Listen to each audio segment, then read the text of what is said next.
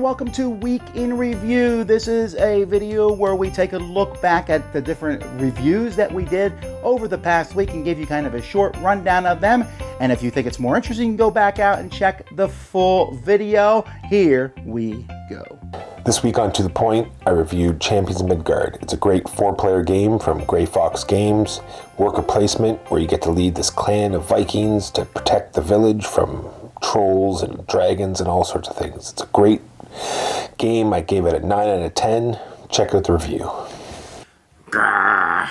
Hello Chebbits. This week for the Dice Tower, I reviewed Rome Rise to Power, a dice worker placement game unlike any other. It has some great mechanics and it has this air of splendor thrown in for good measure.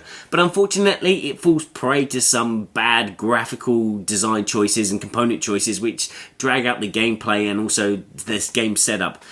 But if you like splendor and you like dice worker placements, I recommend that you go and check it out.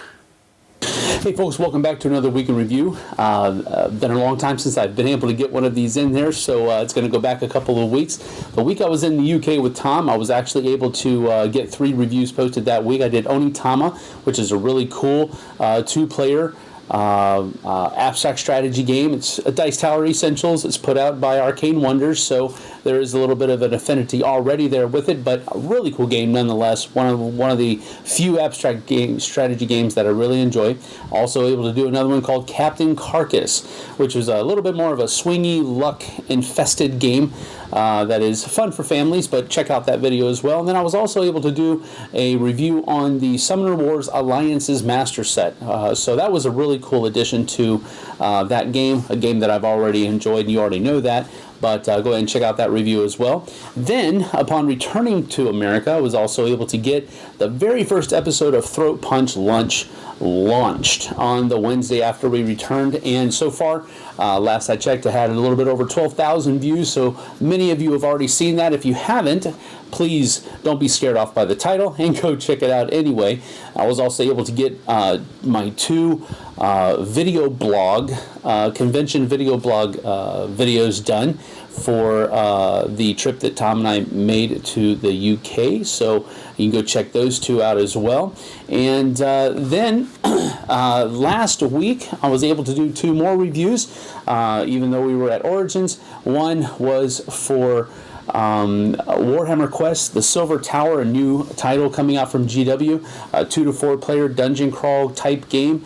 So it's really neat, has a lot of neat things in it. Really enjoyed it. Check that one out. And I was also able to do one on Codinca. This is an abstract strategy game for 2 to 4 players that I picked up while I was in the UK from Backspindle Games.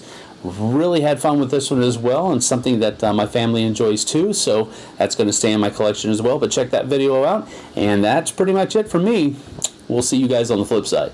So for me, this past week, I had a game I hated, and that would be Vaults. Vaults was just an abysmal game where it had a great theme where you get together a group of people to go and break open a vault, but just basically straight up luck and also kind of lackluster components. Blech. Then, but basically, I liked the rest of the games this week. Creature College was a lot of fun, where you basically used a cool auction mechanism to get some creatures and then fought other creatures and different things. You're kind of a magician getting these creatures to the end to get points in various ways. Garbage Day is a stacking card game for Mayday Games, where you're putting cards on top of a garbage bin, basically trying to fill the garbage pail without it overflowing. It's a cool thematic game and fun dexterity game with interesting packaging. We looked at the second expansion for Good Cop, Bad Cop, which I liked better than the first one. I like any expansion that gives you special abilities that you can use. And so this one here gives each person a special ability that they can use as an action or something that's basically in play all the time. Also adds more equipment. Yeah. Stockpile, Continuing Corruption. I love Stockpile. This expansion is one that I will use all the time, especially the fact that it comes with dice, and so you're never sure how the stocks are going to change each turn. Simple implementation, great, automatically part of my game.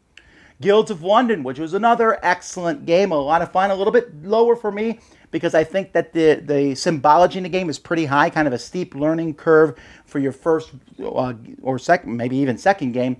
But just after that, some neat area control, pretty mean back and forth. I enjoyed it.